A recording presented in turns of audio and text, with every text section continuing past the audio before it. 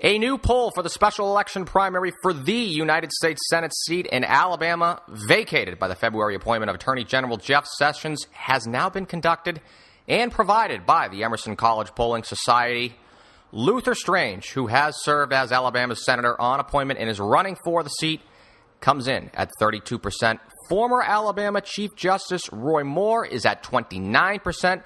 Congressman Mo Brooks is third with 15%. And State Senator Tripp Pittman is in at 10%. No other candidate is above 2%, and 11% of Republican primary voters were undecided. Professor Spencer Kimball of the Emerson College Polling Society is here to analyze these findings. First off, Professor, quite simply, what does this all mean? Well, Larry, simply this means we're likely to have a runoff September 26 in the Republican primary. Between Strange and Moore, as you pointed out, both candidates are hovering around 30%.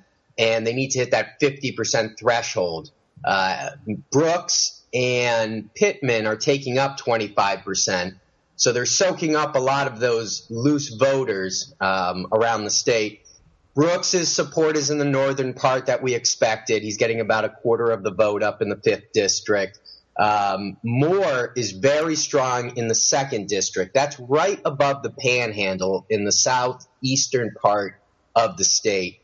As the votes come in tomorrow night, you'll see his numbers in that section really increase. But then around the state, Strange will be able to come back, particularly in the central areas of the state, and make it a competitive race, it appears. There was some big news over the weekend, so this is going to be the perfect lead-in. I think we know where we're all headed.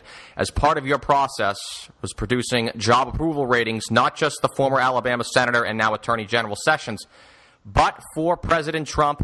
Could you share the details of these findings and a quick follow-up on how you believe any of this could pertain to the primary itself? Well, Donald Trump won Alabama convincingly over Hillary Clinton by about 30 points. And now we ask, hey, do you approve of the job performance of President Trump? And 58% of voters said that they did. 60% approve of Jeff Sessions' performance as Attorney General. So you can see that these two men are well liked and approved of in Alabama.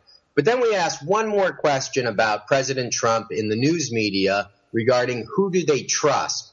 And by nearly 20 points, about 51 to 30, they trust Donald Trump. This is statewide. This is not just of Republican primary voters. Now, why this is so important, Larry, is that Trump has recently endorsed Strange for the U.S. Senate seat.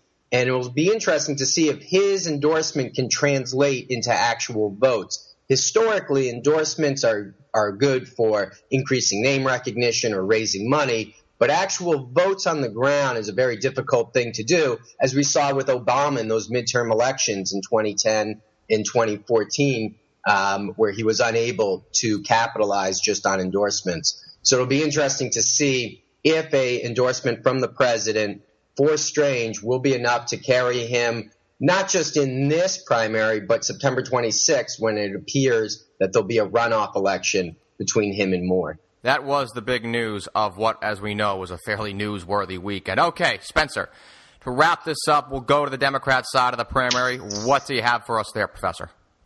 Well, we have the former federal prosecutor and U.S. Attorney Doug Jones right around 40%. The only person competing with him is a fellow that has a very well-known name, Robert Kennedy Jr., but is in no relation to the Kennedy empire, the Kennedy family. So Robert Kennedy Jr. is around 20%.